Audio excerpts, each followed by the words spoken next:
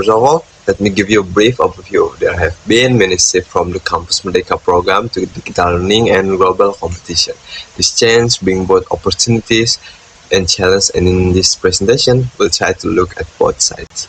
To begin with, I'll start with the Campus Merdeka program. I think this is one of the biggest changes we've seen. For the first time, students are not only stuck in the classroom, but encouraged to do internship, community service, or even exchange program. For example, I had a friend who joined an internship through Campus Merdeka, and he said it gave him real experience that textbook could never provide.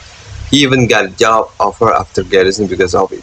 However, I feel it's not fair for everyone. Big universities in big cities have so many partners and opportunities, while smaller universities often don't. Some students are left behind because their campus can provide the same program. So, in short, it's a good program, but the implementation still needs work. Now, let me hand over to my friend who will talk about digitalization and AI. Thank you. Moving on the second point. Another big change is digitalization and the use of AI in learning. Since the pandemic, online classes have become a norm. Honestly, it was hard at first, but now it feels like we can't separate education from technology anymore. Online platforms, e-learning, and even AI tools are part of our daily study. On the positive side, this helps a lot. I can attend guest lectures from experts about without leaving home, and I can access so many research online. AI also helps like when I need to brainstorm research ideas or check grammar in English writing.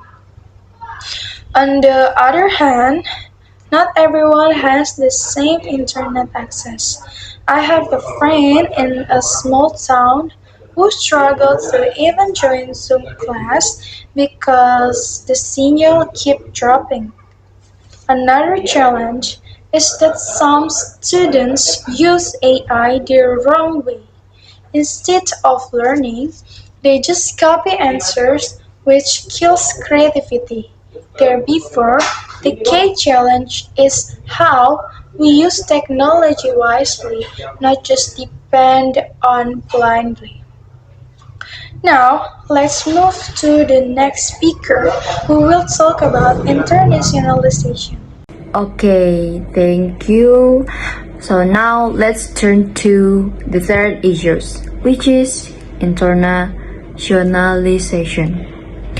Some Indonesian universities are now climbing up in global ranking. For example, UI, TB, and UGM are starting to appear more often in the list. This means Indonesia is starting to get recognition worldwide. The good thing is that this creates more opportunities for students.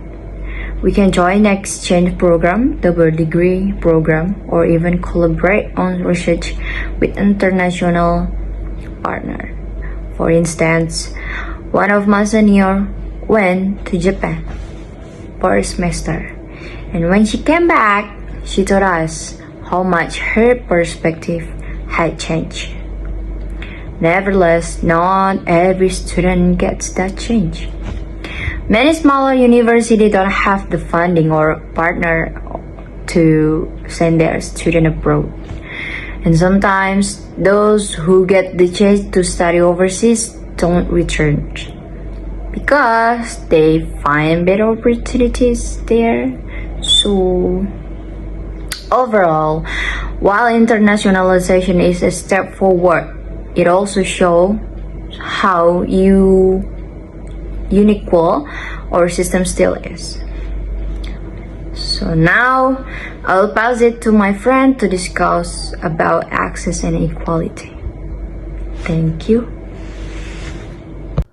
Now, let me move on the issues of access and equality.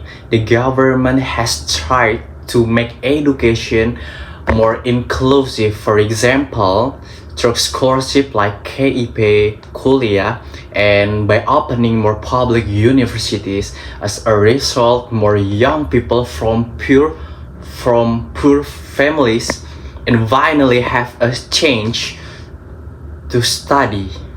In addition, some universities are also starting to pay attention to mental health, which is very important for students nowadays.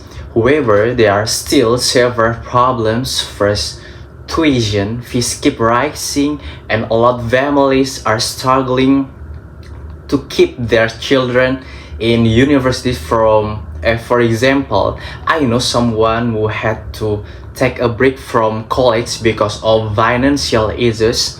The second, the gap between big campus in cities and similar ones in rural area is still hard to illustrate.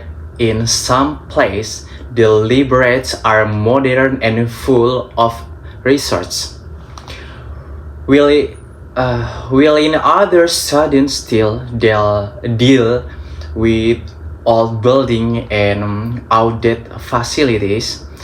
Finally, another challenge is mental health. With so much pressure, excitement, family expectation, and the need to prepare for a job, many students feel a stress. Some even drop out not because they are not smart, but because they don't have enough supports.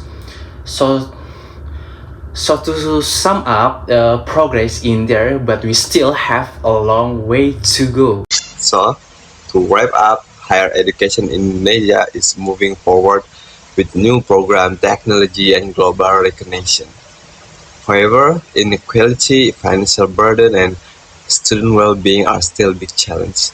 In conclusion, our hope is that this change can benefit all students, not just a few.